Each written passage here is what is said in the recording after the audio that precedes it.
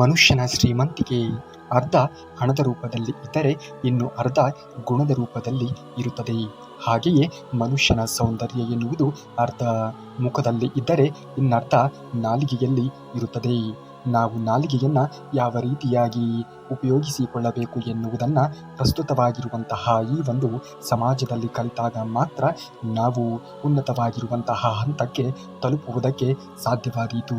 ಮಾತು ಬಲ್ಲವನಿಗೆ ಜಗಳವಿಲ್ಲ ಎನ್ನುವ ಮಾತಿಗೆ ಅನುಗುಣವಾಗಿ ನಾವು ಮಾತುಗಳನ್ನು ಯಾವ ಸಂದರ್ಭದಲ್ಲಿ ಹೇಗೆ ಮಾತನಾಡಬೇಕು ಎನ್ನುವುದನ್ನು ಕಲಿತುಕೊಂಡಾಗ ಜೀವನದಲ್ಲಿ ಖಂಡಿತವಾಗಿಯೂ ಕೂಡ ನಾವು ಮುಂದೆ ಬರುವುದಕ್ಕೆ ಅವಕಾಶ ಎನ್ನುವುದು ಇದೆ. ಒಂದಿಷ್ಟು ಜೀವನಕ್ಕೆ ಬೇಕಾಗಿರುವಂತಹ ಅತ್ಯಮೂಲ್ಯವಾಗಿರುವಂತಹ ಅಂಶವನ್ನು ಭಗವದ್ಗೀತೆಯಲ್ಲಿ ಶ್ರೀಕೃಷ್ಣ ಪರಮಾತ್ಮನು ನಮಗಾಗಿಯೇ ತಿಳಿಸಿದ್ದಾನೆ. ಅಂತಹ ಅದ್ಭುತವಾಗಿರುವಂತಹ ಈ ಒಂದು ಪಯಣದಲ್ಲಿ ನಿಮ್ಮೆಲ್ಲರಿಗೂ ಕೂಡ ಆಧಾರದ ಸ್ವಾಗತವನ್ನು ಬಯಸುತ್ತಾ ಬನ್ನಿ. ನೀವೇನಾದರೂ ಶ್ರೀಕೃಷ್ಣ ಪರಮಾತ್ಮನ ಅಪ್ಪಟ ಭಕ್ತರೇ ಆಗಿದ್ದರೆ ತಪ್ಪದೇ ಈ ಒಂದು ವಿಡಿಯೋಗೆ ಒಂದೇ ಒಂದು ಲೈಕನ್ನು ಮಾಡುವುದರ ಮುಖಾಂತರ, ನಿಮ್ಮ ಒಂದೇ ಒಂದು ಹೈಪ್ ಮಾಡುವುದರ ಮುಖಾಂತರ ನಮ್ಮ ವಿಡಿಯೋದಲ್ಲಿ ಪಾಲುಗೊಳ್ಳಿ ಎಂದು ಹೇಳುತ್ತಾ ಇವತ್ತಿನ ವಿಡಿಯೋನ ಪ್ರಾರಂಭ ಮಾಡೋಣ ಬನ್ನಿ. ತಾಳ್ಮೆ ಎಂಬ ಆಯುಧ, ಮೌನ ಎಂಬ ಕಿರೀಟ, ನಗು ಎಂಬ ಒಡವೆ ಧರಿಸಿದವರಿಗೆ ಜೀವನದಲ್ಲಿ ಯಾವತ್ತಿಗೂ ಕೂಡ ಸೋಲು ಎನ್ನುವುದು ಬರುವುದಕ್ಕೆ ಸಾಧ್ಯವೇ ಇಲ್ಲ. ಏನೇ ಆದರೂ ಕೂಡ ಜೀವನದಲ್ಲಿ ತಾಳ್ಮೆ ಎನ್ನುವುದು ತುಂಬಾ ಮುಖ್ಯವಾಗುತ್ತದೆ. ತಾಳ್ಮೆಯಿಂದ ಯೋಚನೆಯನ್ನು ಮಾಡಿ ನೋಡಿದಾಗ ಎಲ್ಲ ಸಮಸ್ಯೆಗಳಿಗೆ ನಾವು ಪರಿಹಾರವನ್ನು ಕಂಡುಕೊಳ್ಳಬಹುದು. ತಾಳ್ಮೆ ಎನ್ನುವುದು ಅತ್ಯಮೂಲ್ಯವಾಗಿರುವಂಥದ್ದು. ಜೀವನದಲ್ಲಿ ತಾಳ್ಮೆ ಇರಬೇಕಾದಂಥದ್ದು ತುಂಬಾ ಮಹತ್ವ ನೋಡಿ. ಅನೇಕರ ಜೀವನದಲ್ಲಿ ಬಿಚ್ಚಿಟ್ಟ ಖುಷಿಗಿಂತ ಮುಚ್ಚಿಟ್ಟಿರುವಂತಹ ನೋವೇ ಹೆಚ್ಚಾಗಿ ಇರುತ್ತದೆ. ಬದುಕಿನ ಜೊತೆ ಹೋರಾಡಿ ಬೇಕಾದರೂ ಕೂಡ ಗಂಡಸು ಗೆಲ್ಲುತ್ತಾನೆ. ಆದರೆ ಮನೆಯಲ್ಲಿ ನೆಮ್ಮದಿ ಇಲ್ಲವಾದರೆ ಒಂದು ಕ್ಷಣವೂ ಕೂಡ ಗೆಲ್ಲದೆ ಸೋತು ಬಿಡುತ್ತಾನೆ. ಜೀವನದಲ್ಲಿ ನೆಮ್ಮದಿ ಎನ್ನುವುದು ತುಂಬಾ ಮಹತ್ವವಾದದ್ದು. ಮೊದಲೆಲ್ಲ ಹಬ್ಬಗಳು ಮಾಡಲು ಬೆಲ್ಲ ಬೆಳೆಗಳು ಇಲ್ಲ ಅಂದಿದ್ದರೂ ಕೂಡ ಆದರೆ ಈಗ ಎಲ್ಲ ಇವೆ, ಮಾಡಲು ಮನಸ್ಸುಗಳು ಇಲ್ಲ. ದೇವರ ಮೂರ್ತಿಯ ಮುಂದೆ ನಿಂತು ಕಷ್ಟಗಳೇ ಬಾರದಂತೆ ಮಾಡುವುದೇವ ಎಂದು ನಾವು ಕೇಳಿದಾಗ ಮೂರ್ತಿಯು ಮುಗುಳ್ನಗುತ್ತಂತೆ.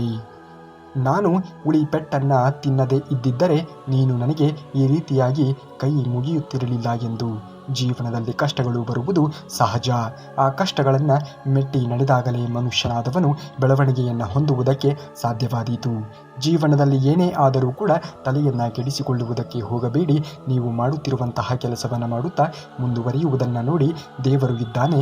ಯಾರಿಗೆ ಯಾವುದನ್ನು ಯಾವ ಸಂದರ್ಭದಲ್ಲಿ ಕರುಣಿಸಬೇಕೋ ನಿಮ್ಮ ಪ್ರಾಮಾಣಿಕವಾಗಿರುವಂತಹ ಪ್ರಯತ್ನಕ್ಕೆ ಅವನು ಪ್ರತಿಫಲವನ್ನು ಕೊಟ್ಟೇ ಕೊಡುತ್ತಾನೆ ಎನ್ನುವುದನ್ನು ಮರೆಯಬೇಡಿ. ಆದರೆ ಮಾಡುವಂತಹ ಕೆಲಸ ಇನ್ನೊಬ್ಬರಿಗೆ ಯಾವುದೇ ರೀತಿಯಾಗಿಯೂ ಕೂಡ ಭಂಗವನ್ನು ಅಥವಾ ಬೇರೆಯವರ ಮನಸ್ಸಿಗೆ ಅದು ನಾಟುವ ರೀತಿಯಲ್ಲಿ ಇರಬಾರದು.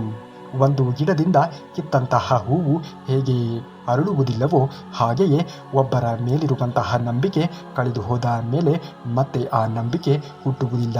ಅದು ಸ್ನೇಹವಾದರೂ ಕೂಡ ಸರಿ, ಪ್ರೀತಿಯಾದರೂ ಕೂಡ ಸರಿ. ಅದನ್ನು ನೀವು ಜೀವನದಲ್ಲಿ ಅಳವಡಿಸಿಕೊಂಡು ಮುಂದೆ ಬರುವುದನ್ನು ನೋಡಬೇಕು. ಏನೇ ಆದರೂ ಕೂಡ ಎಲ್ಲವೂ ಒಳ್ಳೆಯದಕ್ಕೆ ಎಂದು ಪರಿಭಾವಿಸುತ್ತಾ ಮುಂದುವರಿಯುವುದನ್ನು ನೋಡಬೇಕು. ಏಕೆಂದರೆ ನಿಮ್ಮ ಜೀವನದಲ್ಲಿ ದೇವರು ಆಗಾಗ ಪರೀಕ್ಷೆಗೆ ಒಳಪಡಿಸುತ್ತಾನೆ. ಆ ಪರೀಕ್ಷೆಯಲ್ಲಿ ನೀವು ಗೆದ್ದಾಗ ಮಾತ್ರ ಮುಂದೆ ಜೀವನದಲ್ಲಿ ನೀವು ಅಂದುಕೊಂಡಂತಹ ಗುರಿಯನ್ನು ಮುಟ್ಟುವುದಕ್ಕೆ ಸಾಧ್ಯವಾದೀತು. ದೇವರು ಸೃಷ್ಟಿ ಮಾಡಿರುವಂತಹ ಈ ಒಂದು ಪರೀಕ್ಷೆಯಲ್ಲಿ ನೀವು ಜಯಶಾಲಿಯಾಗಬೇಕು. ನಿಷ್ಕಲ್ಮಶವಾಗಿರುವಂತಹ ಸ್ನೇಹ ಎನ್ನುವುದು ನಿಮ್ಮಲ್ಲಿ ಇರಲಿ. ಸ್ನೇಹಿತರಿಗೆ ಉತ್ತಮವಾಗಿರುವಂತಹ ಉದಾಹರಣೆ ಅಂದರೆ ಕೃಷ್ಣ ಮತ್ತು ಸುಧಾಮ. ಅವರಿಬ್ಬರ ಮಧ್ಯೆ ಅಂತಸ್ತು ಎಂದಿಗೂ ಕೂಡ ಅಡ್ಡ ಬರಲೇ ಇಲ್ಲ. ಹಾಲಿನಂತಹ ಸ್ನೇಹವನ್ನು ಮಾತ್ರ ನಾವು ಕಾಣಬಹುದಾಗಿತ್ತು. ಅಂತಹ ಸ್ನೇಹವನ್ನು ನೀವು ಜೀವನದಲ್ಲಿ ಅಳವಡಿಸಿಕೊಳ್ಳಿ. ಜೀವನದಲ್ಲಿ ಅಂತಹ ಸ್ನೇಹಿತರು ಸಿಗಬೇಕು ಅನ್ನುವುದೇ ಆದರೆ ತುಂಬಾ ಶ್ರಮ ಪಡಬೇಕಾಗುತ್ತದೆ. ಏಕೆಂದರೆ ಇಂದಿನ ದಿನದಲ್ಲಿ ಯಾರು ಒಳ್ಳೆಯವರು ಯಾರು ಕೆಟ್ಟವರು ಎನ್ನುವುದನ್ನು ನಿರ್ಧಾರ ಮಾಡುವುದರಲ್ಲಿಯೇ ಅರ್ಧ ಜೀವನ ಕಳೆದು ಹೋಗಿರುತ್ತದೆ. ಅದೇ ರೀತಿಯಲ್ಲಿ ಆಸ್ತಿ, ಅಂತಸ್ತು, ಸಂಪತ್ತು, ಹಣ ನೋಡಿ ಸ್ನೇಹವನ್ನು ಎಂದಿಗೂ ಕೂಡ ಮಾಡುವುದಕ್ಕೆ ಹೋಗಬಾರದು. ಗೆಳೆಯನಾದವನು ಪ್ರಾಮಾಣಿಕವಾಗಿ ಹಾಗೂ ನಂಬಿಕೆಗೆ ಅರ್ಹನಾಗಿ ಇರಬೇಕು. ಯಾವಾಗಲೂ ಕೂಡ ಎಂತಹ ಸಂದರ್ಭದಲ್ಲಿ ನಮ್ಮೆಲ್ಲ ಕಷ್ಟ ಸುಖ ನೋವು ನಲಿವುಗಳನ್ನು ಅವನೊಂದಿಗೆ ಹಂಚಿಕೊಳ್ಳುವಂತೆ ಇರಬೇಕು. ನಮ್ಮ ತಪ್ಪುಗಳನ್ನು ನಮ್ಮೊಂದಿಗೆ ಹೇಳುವವನೇ ನಿಜವಾದ ಸ್ನೇಹಿತ. ನಮ್ಮ ತಪ್ಪುಗಳನ್ನು ಪರರ ಎದುರಿಗೆ ಹೇಳಿ ನಮ್ಮನ್ನು ಅವಮಾನ ಮಾಡುವವನು ಅವನು ನಮ್ಮ ಸ್ನೇಹಿತನಾದರೂ ಕೂಡ ನಮ್ಮ ಶತ್ರುವಿಗೆ ಸಮಾನ. ಅಂತಹ ಸ್ನೇಹಿತರು ನಿಮ್ಮ ಜೀವನದಲ್ಲಿ ಸಿಕ್ಕರೆ ಅಂಥವರನ್ನು ಯಾವುದೇ ಕಾರಣಕ್ಕೂ ಕೂಡ ಕಳೆದುಕೊಳ್ಳುವುದಕ್ಕೆ ಹೋಗಬೇಡಿ.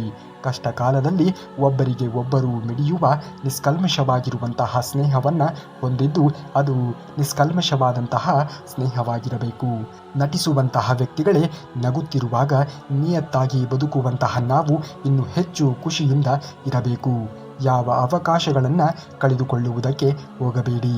ಪ್ರತಿಯೊಂದು ಅವಕಾಶವನ್ನು ಕೂಡ ಸರಿಯಾಗಿ ಬಳಸಿಕೊಳ್ಳುವುದನ್ನು ನೋಡಿ. ದೇವರು ನಮಗೆ ಕಷ್ಟಗಳನ್ನು ಕೂಡ ಕೊಡುವುದಿಲ್ಲ, ದುಃಖಗಳನ್ನು ಕೂಡ ಕೊಡುವುದಿಲ್ಲ, ನೋವುಗಳನ್ನು ಕೂಡ ಕೊಡುವುದಿಲ್ಲ. ಆದರೆ ಅವಕಾಶಗಳನ್ನು ಖಂಡಿತವಾಗಿಯೂ ಕೂಡ ಕೊಡುತ್ತಾನೆ. ಕೊಡುವಂತಹ ಅವಕಾಶವನ್ನು ನಾವು ಯಾವ ರೀತಿಯಾಗಿ ಬಳಸಿಕೊಳ್ಳುತ್ತೇವೆ ಎನ್ನುವುದರ ಮೇಲೆ ನಮ್ಮ ಜೀವನದಲ್ಲಿ ಕಷ್ಟಗಳು ಬರುತ್ತಿದೆಯಾ, ನೋವುಗಳು ಬರುತ್ತಿವೆಯಾ, ನಲಿವುಗಳು ಬರುತ್ತಿವೆಯಾ ಎನ್ನುವುದು ಅವಲಂಬಿತವಾಗಿರುತ್ತದೆ. ಏಕೆಂದರೆ ಬಂದ ಅವಕಾಶ ನಿರಾಕರಿಸಿದಾಗ ಜೀವನವು ಅವಕಾಶವನ್ನು ನೀಡುವುದನ್ನೇ ನಿಲ್ಲಿಸಿಬಿಡುತ್ತದೆ.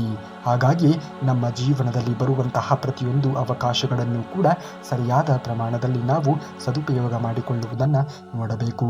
ದೇವರು ಒಮ್ಮೆ ಮಾತ್ರ ಅವಕಾಶವನ್ನು ಕೊಟ್ಟು ನೋಡುತ್ತಾನೆ. ಆ ಅವಕಾಶವನ್ನು ನೀನು ಸರಿಯಾಗಿ ಬಳಸಿಕೊಂಡಾಗ ಮಾತ್ರ ಜೀವನದಲ್ಲಿ ಅತ್ಯುನ್ನತವಾಗಿರುವಂತಹ ಹಂತಕ್ಕೆ ನೀನು ತಲುಪುವುದಕ್ಕೆ ಸಾಧ್ಯವಾದೀತು. ಕಷ್ಟದ ದಿನಗಳು ಹೆಚ್ಚಾದಂತೆ ದೇವರ ಮೇಲೆ ನಂಬಿಕೆ ಎನ್ನುವುದು ಪ್ರಬಲವಾಗುತ್ತಾ ಹೋಗುತ್ತದೆ. ಕಾರಣ ನಾವು ನಂಬಿರುವಂತಹ ದೇವರು ನಮ್ಮನ್ನು ಯಾವುದೇ ಕಾರಣಕ್ಕೂ ಕೂಡ ಕೈ ಬಿಡುವುದಿಲ್ಲ ಎನ್ನುವ ಬಲವಾದ ನಂಬಿಕೆಯಿಂದ. ಜೀವನದಲ್ಲಿ ನಾವು ಯಾರ ಮೇಲೆ ನಂಬಿಕೆ ಇಡುತ್ತೇವೆಯೋ ಇಲ್ಲವೋ ಗೊತ್ತಿಲ್ಲ, ಆದರೆ ದೇವರ ಮೇಲೆ ಖಂಡಿತವಾಗಿಯೂ ಕೂಡ ನಂಬಿಕೆಯನ್ನು ಇಡಬೇಕು. ದೇವರು ಒಬ್ಬನು ಮಾತ್ರ ನಮ್ಮನ್ನು ಒಂದು ದಡ ಸೇರಿಸುವುದಕ್ಕೆ ಸಾಧ್ಯವಾದೀತು. ದೇವರು ಮಾತ್ರ ನಮ್ಮ ಪ್ರಾರ್ಥನೆಗಳನ್ನು, ದೇವರು ಮಾತ್ರ ನಮ್ಮ ನಂಬಿಕೆಯನ್ನು ಉಳಿಸಿಕೊಳ್ಳುವುದಕ್ಕೆ ಸಾಧ್ಯವಾದೀತು. ಇತರರು ಎಲ್ಲರೂ ಕೂಡ ನಮ್ಮ ನೋವಿನ ಸಂಗತಿಗಳನ್ನು ಅಥವಾ ನಮ್ಮ ಪರಿಸ್ಥಿತಿಗಳನ್ನು ಕೇಳಿಕೊಂಡು ಬೇರೆಯವರ ಎದುರಿಗೆ ಹೇಳಿ ನಮ್ಮನ್ನು ಹೀಯಾಳಿಸುವವರೇ ಇಂದಿನ ಸಮಾಜದಲ್ಲಿ ಹೆಚ್ಚಾಗಿ ಇದ್ದಾರೆ. ಆದರೆ ದೇವರು ಮಾತ್ರ ಯಾರೊಂದಿಗೂ ಕೂಡ ಏನನ್ನು ಹೇಳುವುದಕ್ಕೆ ಸಾಧ್ಯವೇ ಇಲ್ಲ. ಜೀವ ನಮ್ಮ ಮಾತನ್ನು ಕೇಳುವುದಿಲ್ಲ. ಅದು ಯಾವಾಗ ಬೇಕಾದರೂ ಕೂಡ ಹಾರಿ ಹೋಗಿ ಬಿಡಬಹುದು. ಆದರೆ ಜೀವನ ನಮ್ಮ ಮಾತನ್ನು ಕೇಳುತ್ತದೆ. ಹೇಗೆ ಬೇಕಾದರೂ ಕೂಡ ನಾವು ಅದನ್ನು ರೂಪಿಸಿಕೊಳ್ಳಬಹುದು. ಬರೀ ಕಣ್ಣೀರು ಸುರಿಸುವುದರಿಂದ ಏನೂ ಕೂಡ ಪ್ರಯೋಜನವಾಗುವುದೇ ಇಲ್ಲ. ಸಿಗುವಂತಹ ಪ್ರಯತ್ನವನ್ನು ಸರಿಯಾದ ರೀತಿಯಲ್ಲಿ ಸದುಪಯೋಗ ಮಾಡಿಕೊಂಡಾಗ ಮಾತ್ರ ಜೀವನದಲ್ಲಿ ಮುಂದೆ ಬರುವುದಕ್ಕೆ ಸಾಧ್ಯವಾದೀತು. ಜೀವನದಲ್ಲಿ ಯಶಸ್ಸನ್ನು ಪಡೆದುಕೊಳ್ಳುವುದಕ್ಕೆ ಸಾಧ್ಯವಾದೀತು. ಯಾರೂ ಕೂಡ ಇಲ್ಲಿ ದೊಡ್ಡವರಿಲ್ಲ, ಯಾರೂ ಕೂಡ ಇಲ್ಲಿ ಸಣ್ಣವರಿಲ್ಲ. ಅವರು ಯಾವ ರೀತಿಯಾಗಿ ನಿರ್ಧಾರವನ್ನು ಮಾಡುತ್ತಾರೆ, ಅವರು ಯಾವ ರೀತಿಯಾಗಿ ಆಲೋಚನೆಗಳನ್ನು ಮಾಡುತ್ತಾರೆ ಎನ್ನುವುದರ ಮೇಲೆ ಅವರ ದೊಡ್ಡಸ್ತಿಕೆ ಮತ್ತು ಸಣ್ಣಸ್ತಿಕೆ ಎನ್ನುವುದು ಅವಲಂಬಿತವಾಗಿರುತ್ತದೆ. ದೇವರು ಹಣದ ಲೆಕ್ಕವನ್ನು ಇಡುವುದಿಲ್ಲ, ಅವನು ಮನುಷ್ಯನ ಉದ್ದೇಶವನ್ನು ಲೆಕ್ಕವನ್ನು ಇಡುತ್ತಾನೆ. ನಿಲ್ಲಲು ಕಲಿಸಿದ ನಿನ್ನ ತಾಯಿಯನ್ನು ಬಿಡದಂತೆ ನೋಡಿಕೊಳ್ಳುವುದು ನಿನ್ನ ಕರ್ತವ್ಯ ಎನ್ನುವುದನ್ನು ಎಂದಿಗೂ ಕೂಡ ಮರೆಯುವುದಕ್ಕೆ ಹೋಗಲೇಬೇಡ. ನಿನ್ನ ತಲೆ ಎತ್ತಿ ನಡೆಯುವುದನ್ನು ಕಲಿಸಿದಂತಹ ತಂದೆಯನ್ನು ಎಂದಿಗೂ ಕೂಡ ಅರ್ಧ ದಾರಿಯಲ್ಲಿ ಕೈ ಬಿಡುವುದಕ್ಕೆ ಹೋಗಲೇಬೇಡಿ. ಜೀವನದಲ್ಲಿ ನಿಮ್ಮ ಕಣ್ಣಿಗೆ ಕಾಣುವಂತಹ ನಿಜವಾದ ದೇವರು ಯಾರಾದರೂ ಇದ್ದರೆ ಅದು ಕೇವಲ ನಿಮ್ಮ ತಂದೆ ತಾಯಿಗಳು ಮಾತ್ರ ಆಗಿರುತ್ತಾರೆ ಎನ್ನುವುದನ್ನು ಯಾವುದೇ ಕಾರಣಕ್ಕೂ ಕೂಡ ಮರೆಯಬೇಡಿ. ತಂದೆ ತಾಯಿಗಳನ್ನು ಯಾವ ವ್ಯಕ್ತಿಯು ತುಂಬ ಚೆನ್ನಾಗಿ ನೋಡಿಕೊಳ್ಳುತ್ತಾನೆಯೋ ಅವನು ಖಂಡಿತವಾಗಿಯೂ ಕೂಡ ಜೀವನದಲ್ಲಿ ಮುಂದೆ ಬಂದೇ ಬರುತ್ತಾನೆ. ತಂದೆ ತಾಯಿಗಳ ಆಶೀರ್ವಾದವನ್ನು ಪಡೆಯಬೇಕಾಗಿರುವುದು ಪ್ರತಿಯೊಬ್ಬರ ಆದ್ಯ ಕರ್ತವ್ಯವಾಗಬೇಕು. ಇಂದಿನ ಸಮಾಜದಲ್ಲಿ ಯಾವ ವ್ಯಕ್ತಿಯು ತಂದೆ ತಾಯಿಗಳನ್ನು ಚೆನ್ನಾಗಿ ನೋಡಿಕೊಳ್ಳುತ್ತಾನೆಯೋ ಅವನು ತನ್ನ ಎಲ್ಲ ಉದ್ದೇಶಗಳನ್ನು, ತನ್ನ ಎಲ್ಲ ಗುರಿಗಳನ್ನು ಕೂಡ ಈಡೇರಿಸಿಕೊಳ್ಳುತ್ತಾನೆ. ಏಕೆಂದರೆ ಸಾಕ್ಷಾತ್ ಆ ಪರಮಾತ್ಮನೇ ತಂದೆ ತಾಯಿಯ ರೂಪದಲ್ಲಿ ಇದ್ದಾಗ, ತಂದೆ ತಾಯಿಗಳ ಆಶೀರ್ವಾದವನ್ನು ಪಡೆದು ಮುಂದುವರಿದಾಗ ಖಂಡಿತವಾಗಿಯೂ ಕೂಡ ಮಾಡುವಂತಹ ಎಲ್ಲ ಕೆಲಸಗಳಲ್ಲಿಯೂ ಕೂಡ ಮಗ ಯಶಸ್ವಿಯನ್ನು ಕಾಣುತ್ತಾನೆ. ಏಕೆಂದರೆ ತಂದೆ ತಾಯಿಗಳು ಖುಷಿಯಾಗಿ ಇದ್ದಾಗ ಲೋಕವೆಲ್ಲವೂ ಕೂಡ ಖುಷಿಯಾಗಿಯೇ ನಮ್ಮ ಕಣ್ಣಿಗೆ ಗೋಚರವಾಗುವುದು. ಹೊಗಳಿಕೆಗಳು ಪ್ರೇರೇಪಿಸುತ್ತದೆ ಮತ್ತು ತೆಗಳಿಕೆಗಳು ನಾವು ಜಾಗರೂಕರಾಗಿ ಇರುವುದಕ್ಕೆ ಎಚ್ಚರಿಕೆಯನ್ನು ಕೊಡುತ್ತದೆ. ಯಾರ ಜೀವನದಲ್ಲಿಯೂ ಕೂಡ ಆಟ ಆಡುವುದಕ್ಕೆ ಹೋಗಬೇಡಿ. ಭಗವಂತ ನಿಮ್ಮ ಜೀವನದಲ್ಲಿ ಆಟ ಆಡುವುದಕ್ಕೆ ಪ್ರಾರಂಭಿಸಿದರೆ ಸಹಾಯಕ್ಕೆಂದು ಆ ಭಗವಂತನೂ ಸಹ ನಿಮ್ಮ ಜೊತೆ ನಿಲ್ಲುವುದಕ್ಕೆ ಸಾಧ್ಯವೇ ಇಲ್ಲ. ನೀವು ಜೀವನದಲ್ಲಿ ಯಾವ ರೀತಿಯಾಗಿರುವಂತಹ ಕರ್ಮ ಫಲಗಳನ್ನು ಮಾಡುತ್ತೀರಿಯೋ ಅದೇ ರೀತಿಯಾಗಿರುವಂತಹ ಜೀವನದಲ್ಲಿ ಎಲ್ಲವನ್ನೂ ಕೂಡ ಪಡೆಯುತ್ತೀರಾ. ಒಳ್ಳೆಯ ಕರ್ಮಗಳನ್ನು ಮಾಡಿದಾಗ ಒಳ್ಳೆಯ ಫಲವನ್ನು ಪಡೆಯುತ್ತೀರಾ. ಕೆಟ್ಟ ಕರ್ಮಗಳನ್ನು ಮಾಡಿದಾಗ ಕೆಟ್ಟ ರೀತಿಯಾಗಿರುವಂತಹ ಫಲಗಳನ್ನು ಪಡೆಯುತ್ತೀರಾ.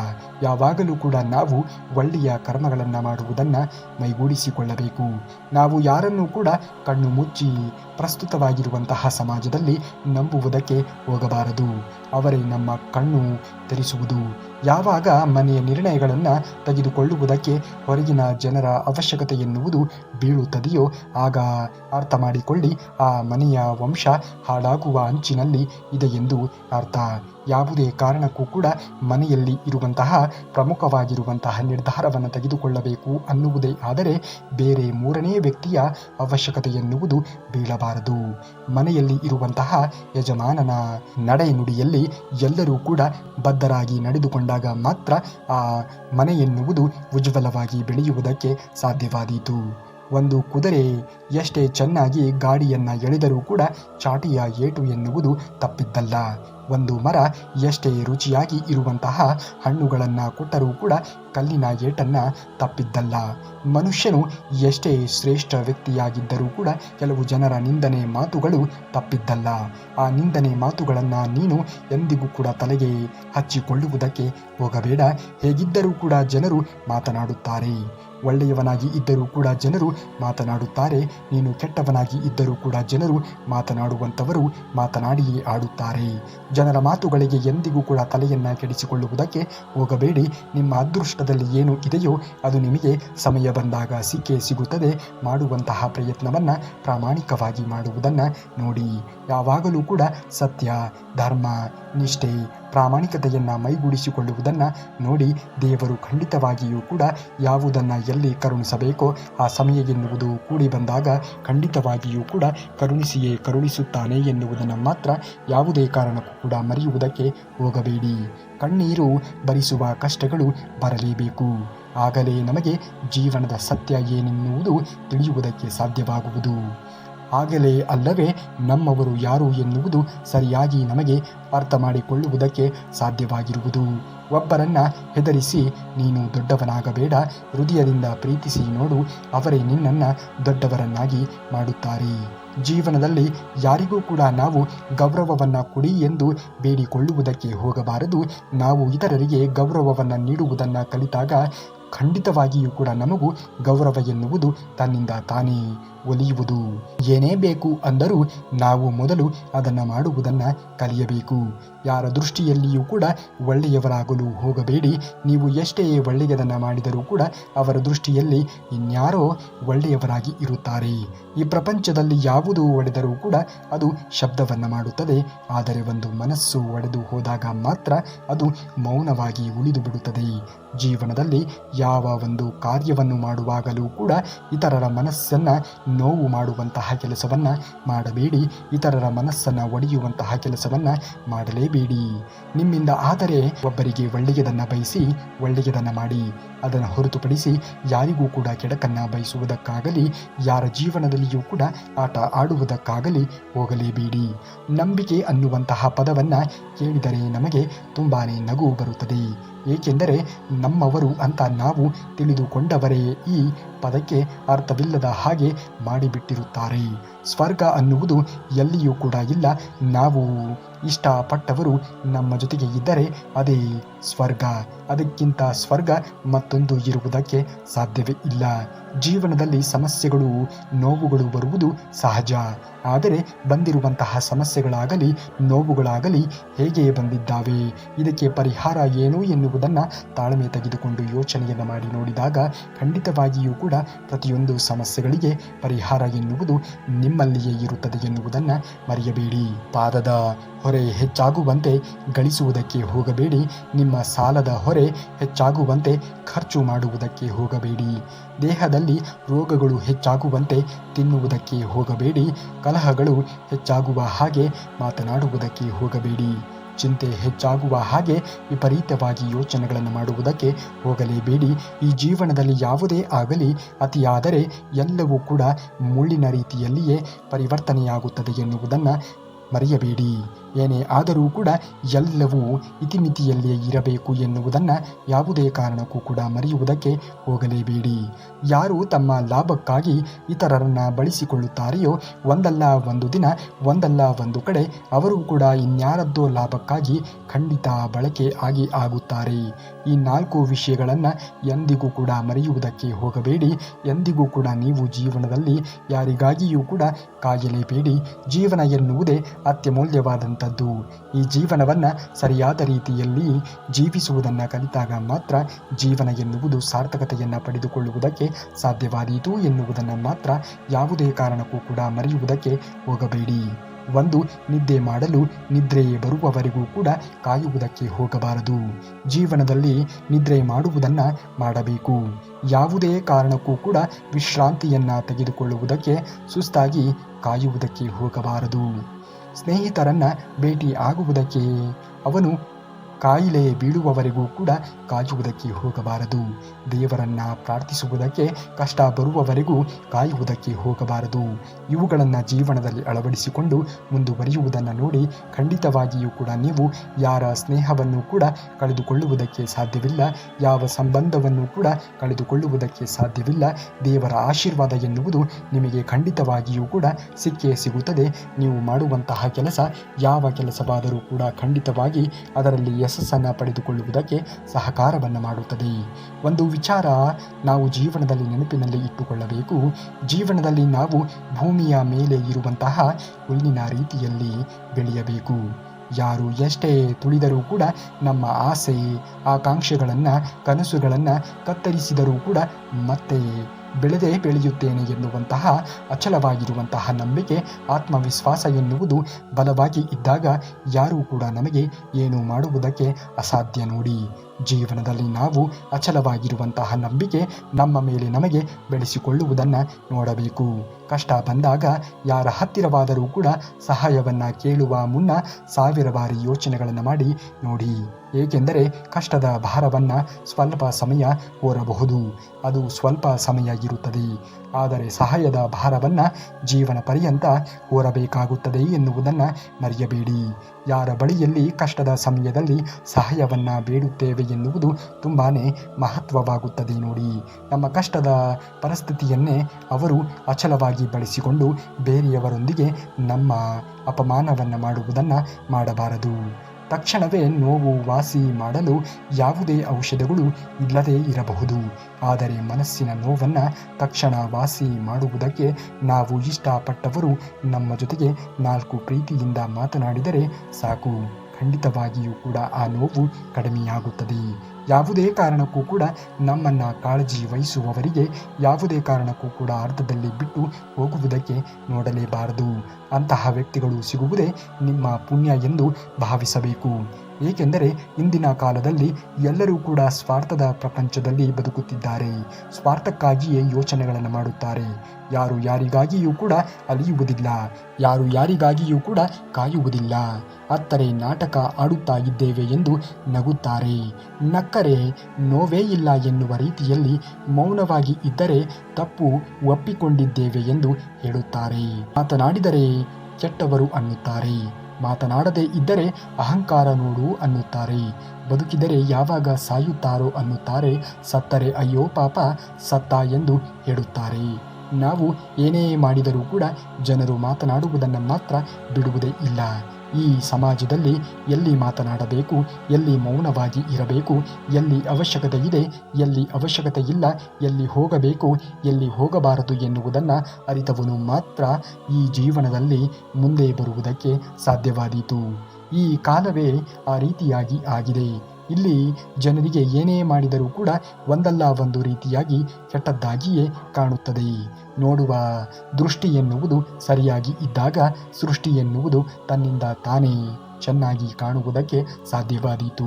ಅಂಥವರ ದೃಷ್ಟಿಯೇ ಸರಿಯಿಲ್ಲ ಎಂದಾಗ ಅವರು ನೋಡುವಂತಹ ನೋಟ ಎಲ್ಲವೂ ಕೂಡ ಕೆಟ್ಟದ್ದಾಗಿಯೇ ಕಾಣುತ್ತದೆ ಅಲ್ಲವೇ? ಅಂಥವರ ಮಾತಿನ ಬಗ್ಗೆ ಎಂದಿಗೂ ಕೂಡ ತಲೆಯನ್ನು ಕೆಡಿಸಿಕೊಳ್ಳುವುದಕ್ಕೆ ಹೋಗಬೇಡಿ. ನೀವು ಮಾಡುತ್ತಿರುವಂತಹ ಕೆಲಸ ನಿಮಗೆ ತೃಪ್ತಿಯನ್ನು ಕೊಟ್ಟರೆ ಸಾಕು.